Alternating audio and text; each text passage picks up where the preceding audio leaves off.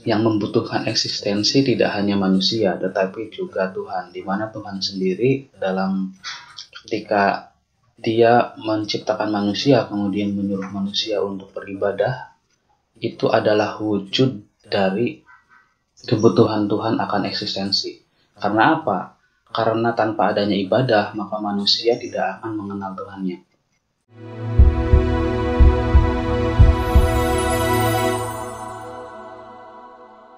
Halo semuanya, jumpa lagi dengan saya di channel Filsuf Liar. Berpikir radikal, bertindak penuh toleran. Jadi kali ini kita akan bahas satu materi tentang eksistensialisme, di mana pembahasan ini sebenarnya sering dibahas oleh orang-orang, juga sering didengar oleh teman-teman. Cuman mungkin jarang menjadi perhatian khusus karena memang pembahasan ini ya bisa dianggap sesuatu hal yang ataupun yang remeh-temeh. Tetapi sebenarnya ini menjadi penting untuk dibahas karena seringkali orang melupakan tentang pembahasan ini.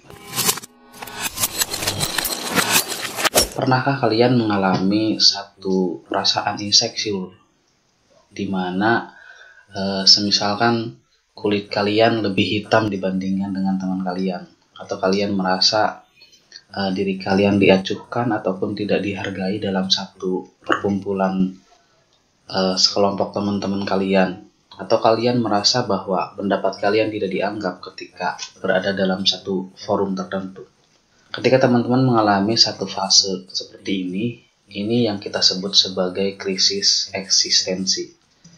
Kira-kira apakah krisis eksistensi ini memiliki dampak buruk terhadap kehidupan seseorang? Menurut seorang tokoh psikoterapi ataupun logoterapi, dia mengatakan bahwa krisis eksistensi ini bisa berdampak negatif terhadap kehidupan seseorang, di mana karena adanya krisis eksistensi, seseorang bisa mengalami sebuah depresi, bisa mengalami stres, juga bisa mengalami kehilangan makna hidup. Karena eksistensi ini mengajarkan kita bagaimana mencari sebuah makna, bagaimana memanajemen diri, dan bagaimana mengetahui keberadaan kita dalam satu keadaan tertentu, sehingga tidak adanya kecenderungan negatif seperti tadi perasaan insecure, perasaan tidak diakui, ataupun perasaan tidak dihargai. Eksistensi ataupun eksistensialisme menurut pemikir Gabriel Marcel mengatakan bahwa ini adalah suatu keadaan autentik di mana manusia secara alami itu berhubungan dengan lingkungan sekitarnya.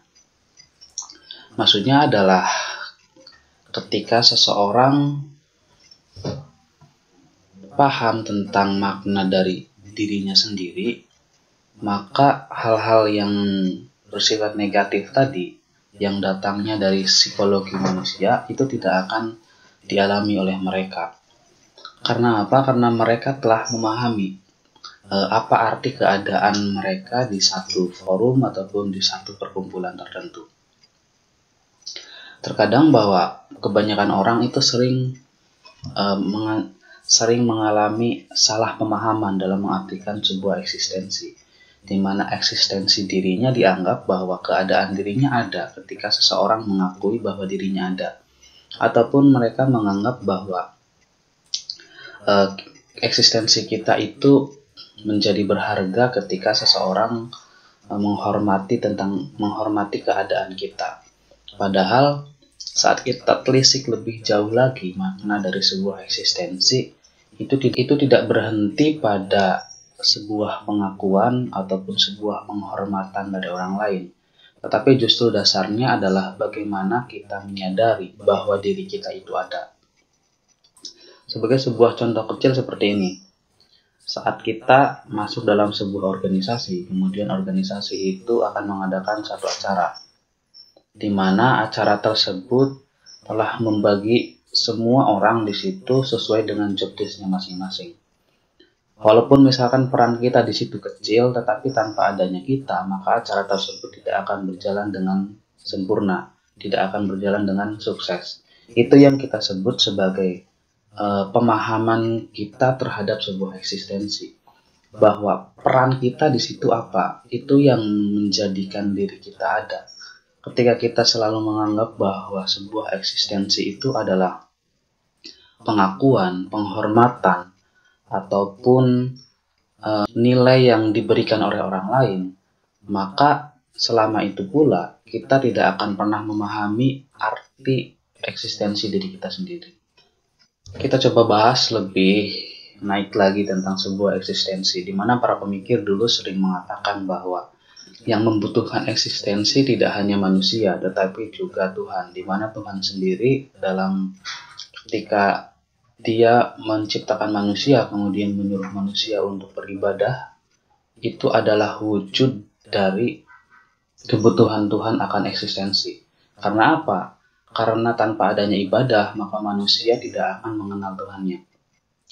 Kemudian, para pemuka agama pun ternyata memiliki pandangan lain, bahwa ternyata Tuhan tidak pernah membutuhkan sebuah eksistensi. Karena apa? Karena dengan atau tanpa adanya ibadah kita sebagai manusia ataupun sebagai hamba, itu tidak akan mengurangi kadar kemahaagungan Tuhan, juga tidak akan mengurangi kadar keluarbiasaan Tuhan. Sehingga ibadah dan ritual yang kita lakukan untuk memuja Tuhan itu sebenarnya akan kembali kepada manusia itu sendiri, bukan sebagai wujud untuk membuktikan bahwa eksistensi Tuhan itu ada. Namun banyak juga pemikir lain yang mengatakan bahwa jika memang Tuhan tidak membutuhkan sebuah eksistensi, maka seharusnya Tuhan adil terhadap seluruh makhluknya. Kenapa di satu wilayah tertentu, misalkan ketika satu wilayah tertentu taat untuk beribadah kepada Tuhan, maka dia akan diberikan kemakmuran, dia akan diberikan kesejahteraan. Sedangkan di sisi lain, ketika orang tersebut tidak patuh ataupun tidak taat, maka dia akan diberikan kesengsaraan.